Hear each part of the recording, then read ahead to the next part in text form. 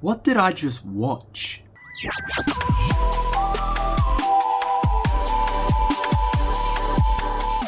Hello and welcome back to the channel. I'm OzChris and I wanted to do a little video on the Underwater Menace because on the day of this recording I got my copy of the new animated reconstruction release of the Underwater Menace, and I got the steelbook. Lovely design. I love the design of this. The cover better than the I don't know why they standard editions just don't look as good.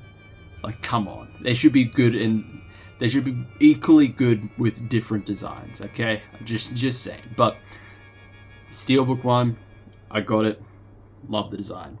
And I wanted to do a video on this because I've just finished watching the colored version of the animated reconstruction, and I also watched the for comparison watched the surviving 2 episodes as well, episodes 2 and 3 of this serial.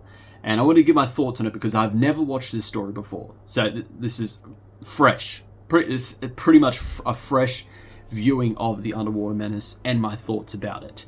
So I'll talk about the story, I'll talk about the animation, and maybe a little bit more. So the story itself, the story of the Underwater Menace, it sure is a story of all time. It's a below average story. It honestly is.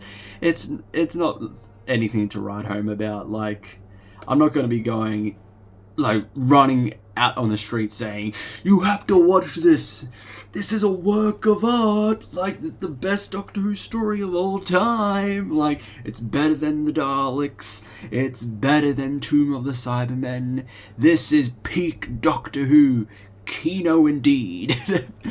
I'm not, honestly I'm not, you know, but I got this anyway because it's more Doctor Who. I need more Doctor Who, considering I can't watch classic Who anymore legally because BritBox, we don't have it on BritBox here anymore. Thanks a lot. You know, where the hell am I going to get it now? I'm going Daily Motion, watch it on 140p. What am I, a savage? I already get enough of that on ABC iView.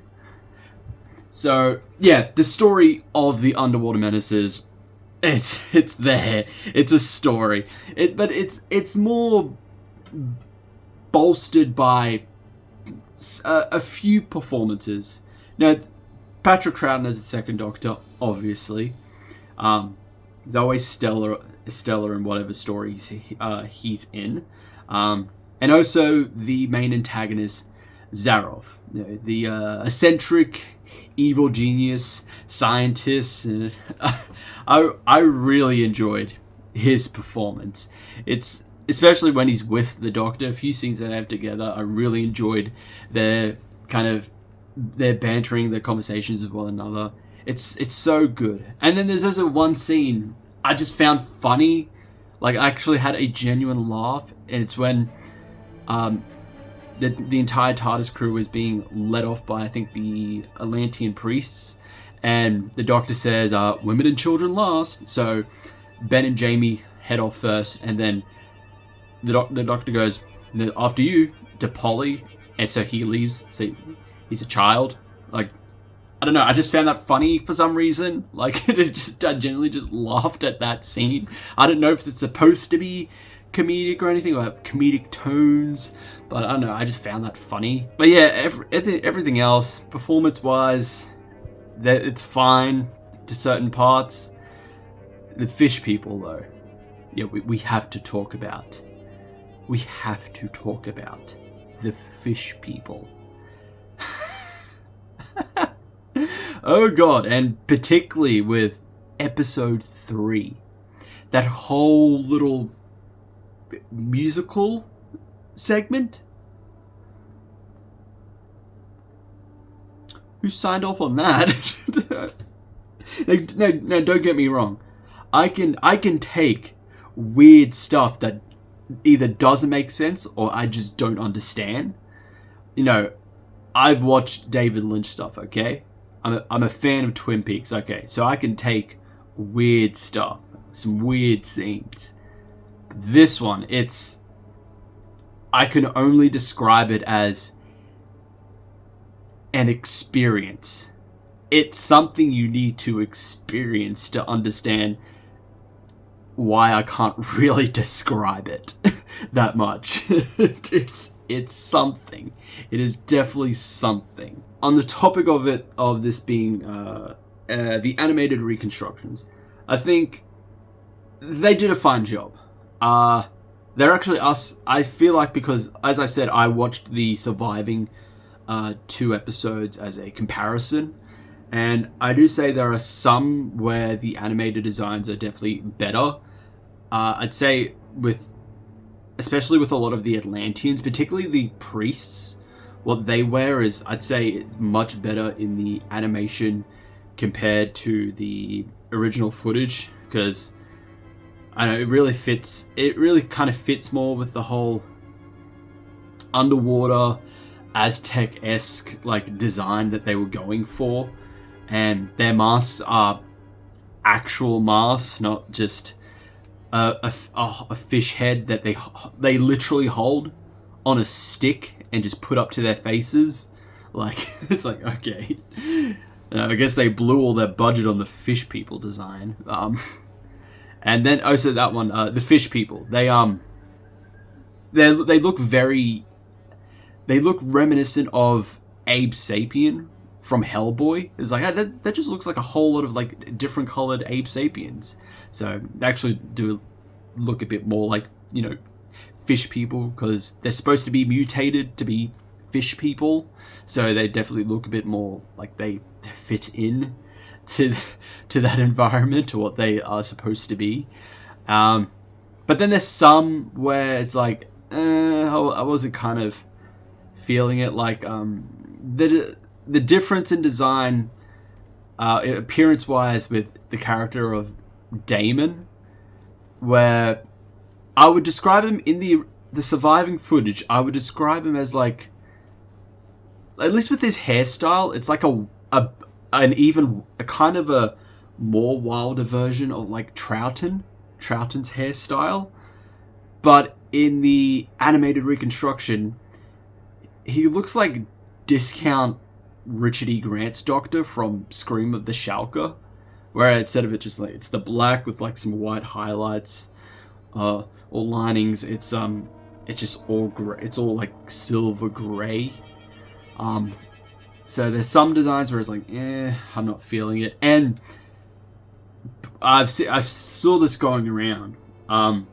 The choice to have to actually have the doors of the TARDIS in the console. So when it opens up, the outside of it, so the sides we don't see when it's closed, so the opposite sides of the door, them actually having the police box door design on them. Because I know, especially now with New Who, where it's literally just the doors, well, it's just the police box doors, and like, I know that's what they're invoking. It just doesn't feel right, because that's not what it's like in the classic show. It's supposed to be, there's those doors, but then you have the police box doors, and it's very clear that it's supposed to be essentially two sets of doors, because those ones always open together, but then when it goes to the next shot of like either the Doctor or the companion or whoever leaving the TARDIS or even entering the TARDIS, it's always just the one side of the door. So I could see what they were going with. It just doesn't feel right, and it's not right to how it actually was in the serials, in those episodes, originally. Because I would assume that's, if we had the original, the actual original footage, it's always the classic, those the white roundel doors open, and then it's just the one door of the police box. So yeah, I could see what they were going with. I just don't think it's right. It doesn't feel right. Okay, it kind of almost took me out. It's like, hang on, that's wrong. Don't do that. Okay. Hopefully they don't. Hopefully that they won't do that anymore. Hopefully they learn that it's like, nope, don't do that. Don't do that. But yeah, that's honestly, that's my entire thoughts on the Underwater Menace and this recent animated reconstruction for it. Yeah, it was something, but I'm happy to have more Doctor Who in my life. Like I said, like, how else am I gonna get classic Who? Through legal means. Okay, I want to support them. Okay, I don't want to go to daily. I want a proper viewing experience. I don't want to be watching it where I'm trying to make out like which pixels are the Doctor, which pixels are the Sensorites, like. So, I'm not entirely disappointed with this release. It was an experience. It's still a somewhat questionable but somewhat enjoyable experience of this release. I'll probably delve into more of the behind the scenes stuff, all those extras. I even saw there's Australian censored scenes, and I'm like, what did we not like? What did my people not like about this episode that they deemed, okay, we have to censor this. Okay, don't show this. So that'd be interested to see. There's the making of, and then there's the man from Minutes, and there's Fraser Hines' introduction. So I'll watch all of the behind the scenes stuff in my own time, and just wanted to do this video as my thoughts on it as a first time viewer of the Underwater Menace, even though it's not as how it originally was, but still viewing this serial for the first time ever for me. So that's it for this video. Thank you everyone for watching. If you've watched the Underwater Menace, or you've gotten the animated reconstruction, let me know your thoughts about any of it below. Remember to like, subscribe, hit the notification bell. Make sure to tune into our weekly live streams, and I will see you all in the next one. Ciao.